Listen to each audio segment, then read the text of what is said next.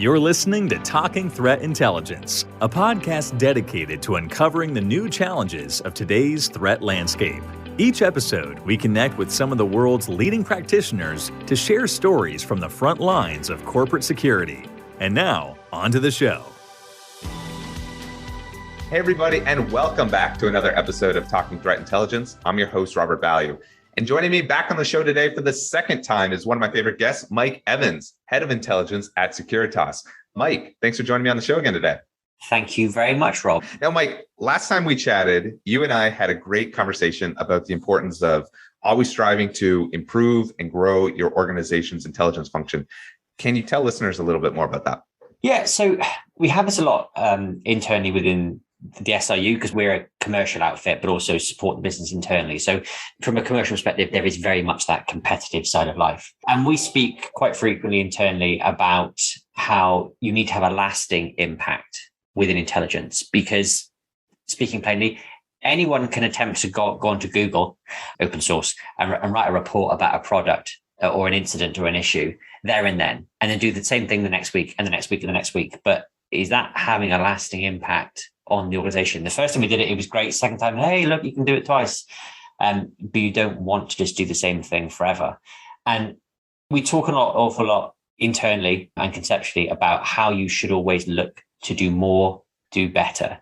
And we boil it down to kind of three fundamentals, which is 1, intelligence excellence, 2, customer service, and 3, extinction or innovation, or I like to call it innovate or die.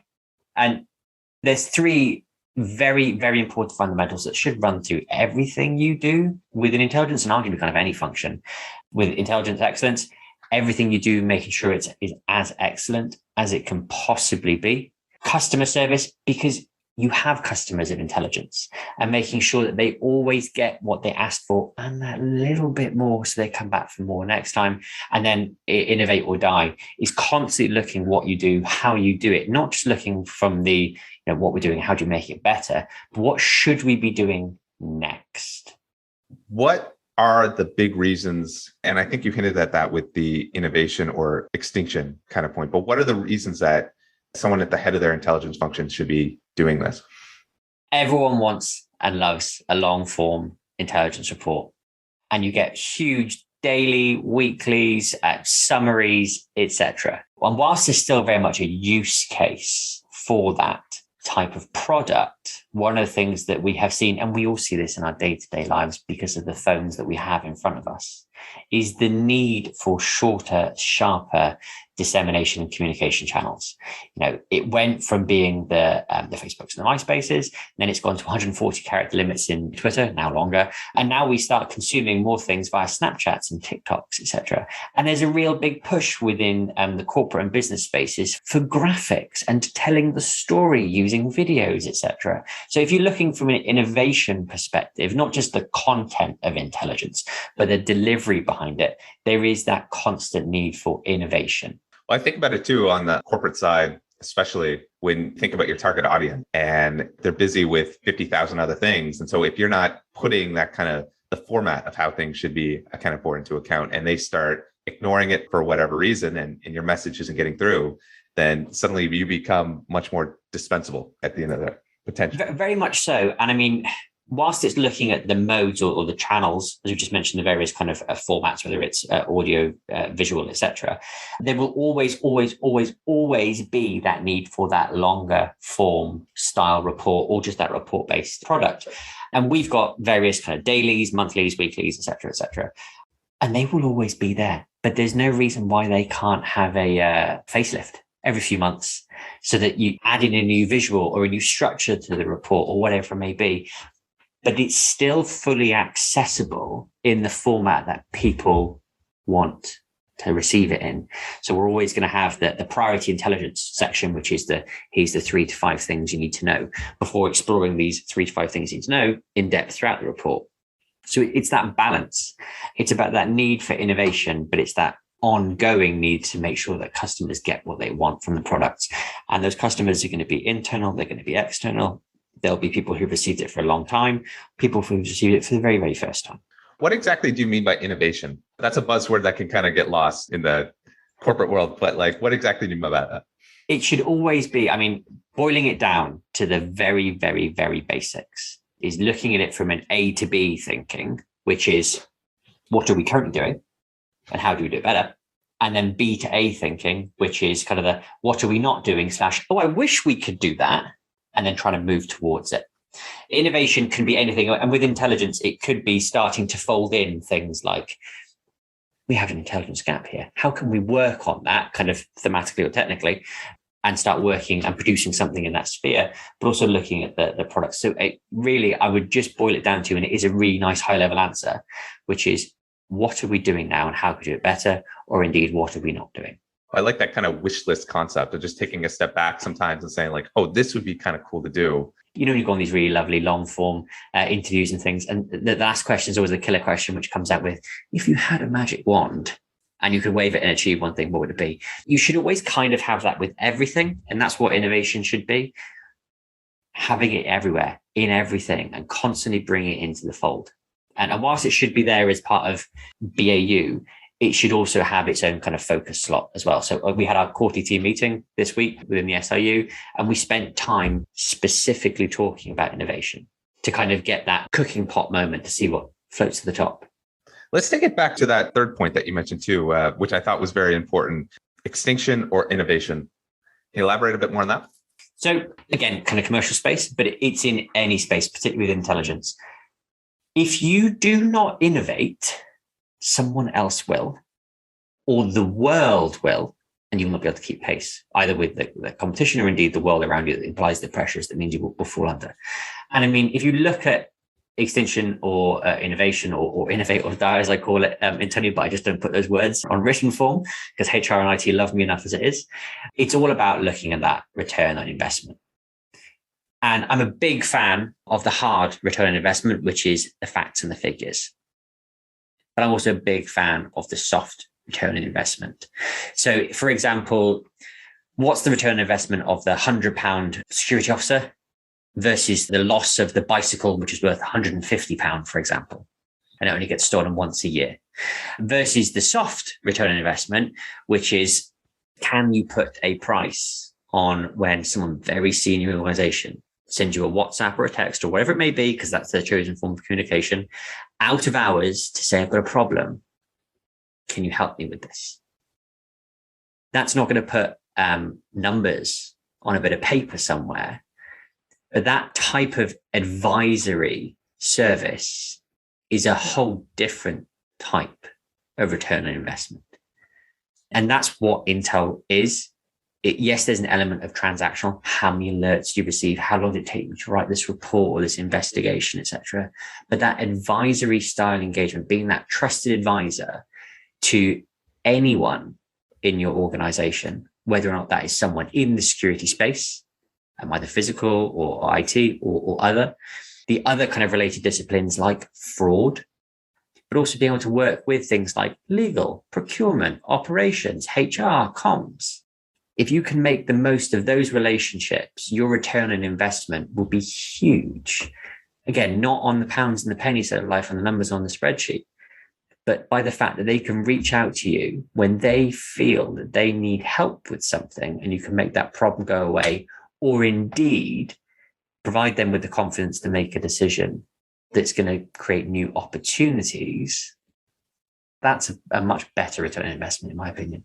Yeah, I like that thing that you mentioned there with having the different partnerships. I had we were talking about this before recording. I had a conversation with Alan Sequella, who used to be the director of security at Cox Communications. And one of the big advantages that he had during his time there was looking through all the different parts of the organization. You know, most security people, it's like, okay, we're just protecting the assets that we have here. Whereas he was kind of going department by department and looking for different opportunities where he could apply his services and help out in different ways. And that was where there were so many more opportunities to contribute to the organization rather than just in the physical security context of, we're going to have the guy with the badge manning the door. And so it's just kind of the same principle that you're saying with your intelligence function. Very much so. And again, conscious that we're speaking on a threat intelligence podcast, but we're not just there for threat intelligence. We are there to provide intelligence, to provide decision advantage, which, yes, we exist predominantly, for the most part, in a security space or a sphere. So we are going to go and ask ourselves, in regards to intelligence requirements, what do we need to know to support the security function? The next step would be to go away and ask, what do we need to do in terms of asking other parts of the business, like the ones we've just rattled off there? What are their requirements, not just from security, but also securing their operations, their objectives, and pursuing those. And then the third step then is to not just tie to the other functions and your function, but tying it to the aims of the organization. And if you can have that multi-layered approach, and it's not something you're going to come up with overnight, that will put you in a place to start delivering intelligence in an advisory style engagement. Hey, we've seen this, thought it may be of interest. And it's not always going to be of interest. But when they start to see this is the type of thing you're able to deliver to them, then they're going to come with questions. And that's when you build that trusted advisor style of life. When you've got that relationship, that kind of rapport, that's when you can start being a bit more, look, what is it? What do you want to know? What else can we do for you? And that's when they start to get more excited. And that's when they'll come start leaning upon you more and asking for more. And again, back to that trusted advisor space, which allows you to really lean on the whole return on investment. What we do is not just, here's a product. It's the full solution. Yeah, I love that mental space of that you're talking about, which is going into that trusted advisor role rather than, okay, we're producing reports on here's what's going on in the world, which that can be replaceable or it's not the thing that's going to survive budget cuts necessarily when belts get tightened. But if you're going into the mental space of, I'm like the financial advisor that, I want that when I think of, if I'm talking to a financial advisor, I know I'm succeeding when they're calling me when the Dow's down 2,000 points and they want to know what's going on.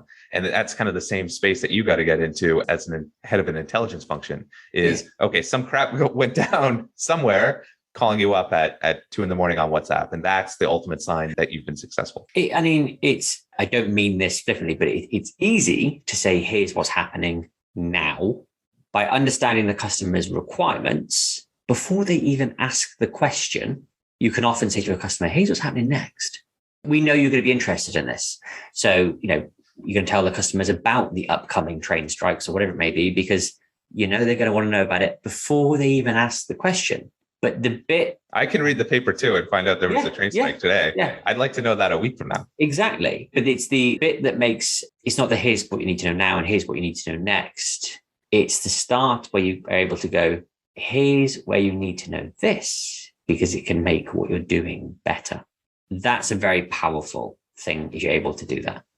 So I love that conversation that we just had about the mindset shift, but let's talk about some practical suggestions that you've mentioned to me in our previous chat about how a leader of an intelligence function can continuously improve their function every single day that they're coming to work. And you gave me a couple of tips last time that you suggested. Can you elaborate a bit on those? The one that is very much a career limiting one that I will often say, internally to my guys in particular, is that I've approached my career, and I think this is really useful for others as well, to sit there and go, every 2 years, I want to make myself redundant, because you've empowered those around and beneath you to the point that they're in a position and able to step into your shoes. That doesn't mean that you've made yourself redundant. What you should be doing is that by doing that, you've also improved yourself and opened up new opportunities and avenues for you. It's that constant growth, not just of you, not just of them, but of the function within the business and also within the wider community.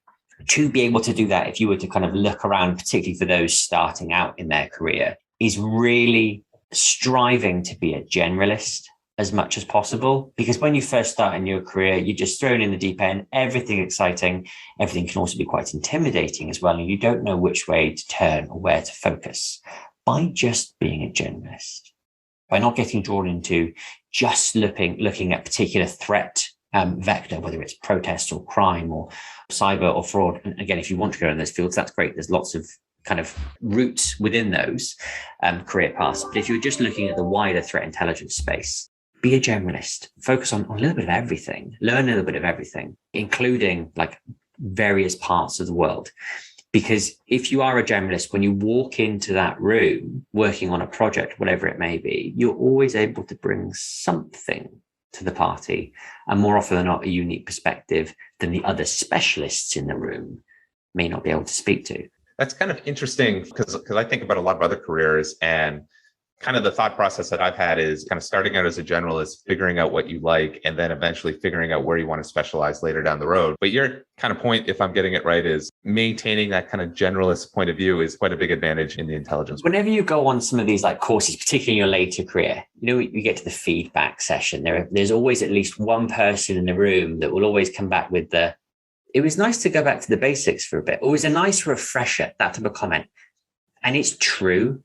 We all get so absorbed, particularly in kind of down the career, as it were, we're going to focus on this particular thing or do a lot of that. And I spend a lot of my time doing less of the intelligence production these days, but more of the guidance and the development of my team to go and do more of that.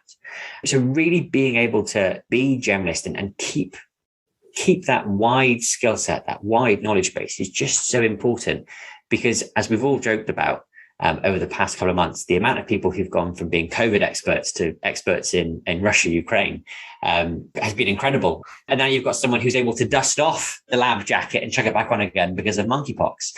And that's kind of like what an intelligence function is. When you walk into an intelligence function, you kind of want to walk into it and go, hey, look, that person over there with the really big glasses, that's someone from cyber. That person there with a really, really big notebook, that's fraud. And that person there with a lab coat, they're going to do epidemics. But it's not that way. Even if it is that way, there will be times when something will rear its head, a black swan style event that no one saw come in. We may work in intel, but we're not mind readers, nor indeed have we got a crystal ball.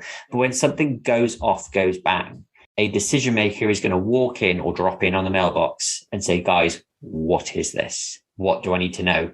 And it may be a topic you have never touched before, global food security, whatever it may be. And you're going to be expected to be an expert in it. If you're a generalist, you're more likely to be able to have something you can field in that moment than the specialist who is so kind of deep in their particular niche field that they're going to sit there and go, I'm going to have to wind back 10 steps to approach this, or look at it only from my lens. I suppose, too, it can help in a lot of contexts. Like if you were throwing out an idea here, an expert on the Middle East, and you don't really understand what's going on in the Russia-Ukraine thing, that butterfly effect of what's going on there, or how that's going to impact that side of the world, too. Or if you're a Latin American expert and you're not paying any attention to the Russia-Ukraine thing, that can kind of backfire in your analysis. Very much so. But again, we've just spoken a lot on generalists, but specialists also have their big space. But that's coming down to making sure that you've got all the tools in your toolbox if and when you need to use them. All right, let's move on to a couple of other suggestions that you had. One thing that you mentioned to me was building a diverse team. Hugely, hugely important. And I know that we are in that space very much now, looking at equality, diversity and inclusion, but it's so important with intelligence for all of the right reasons.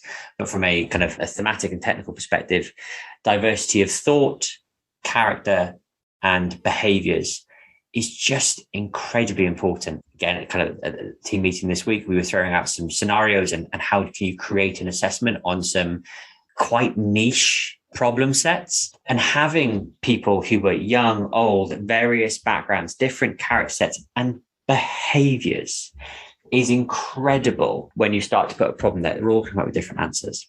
And then once they've gone away in their two groups, bringing them back together and go, hey, swap problems. Critique each other. So important. So having that diversity across a team, within a team, is just so important. And if you do not have that, you are limiting your worldview at a time when we are more interconnected than ever, even though there are those fractures out there in the world. Keyword that you clued into there that I really noticed was just the difference in mindset, which I think is a very underrated part when we talk about diversity. And, I see a lot of organizations, or I've seen a lot of teams where it might look in one way diverse, but you start talking to everyone and you realize really quickly, everyone votes for the exact same party. They're all about the same age. They all basically have the same general points of view. And it's so much more interesting when you can get a team together, which is more challenging because you as a manager have to be around people you might not like all the time. We talk a lot about bias in Intel, and there's the various techniques to eliminate bias, but you can't. It's always going to be present. So even if you're going to a problem and you've written down all of the biases you're going to incur as you go into the problem, you're going to try and avoid them, something is still going to influence that space. Why not flip it on its head? And rather than tackling bias, and this is slightly controversial, why not accept it? Just get 3 or 4 different people with very different biases in a room and say to them, embrace it. Be a force of nature. That idea. Be a force of nature, like be your nature, but also with a force of nature, nothing stands in the way of nature. Like look at natural disasters, nothing stands in its way. Go in that room, hash it out. That, rather than trying to avoid things, get in the way of it. I love that idea because it's so easy to spot the biases in other people. It's easy peasy. You cannot do it for yourself in the moment. And also, we get impassioned when we talk about things that we believe in. Believe in it.